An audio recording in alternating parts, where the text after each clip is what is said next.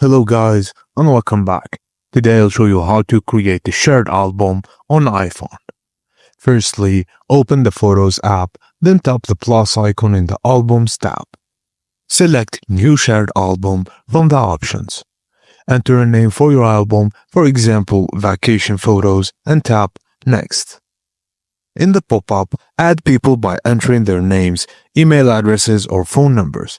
If the person in your contacts, suggestion will appear in a drop-down menu. Blue contacts indicate Apple users and green contacts are non-Apple users. Just tap Next, then Create. Open in the newly created shared album, tap the plus icon to add photos.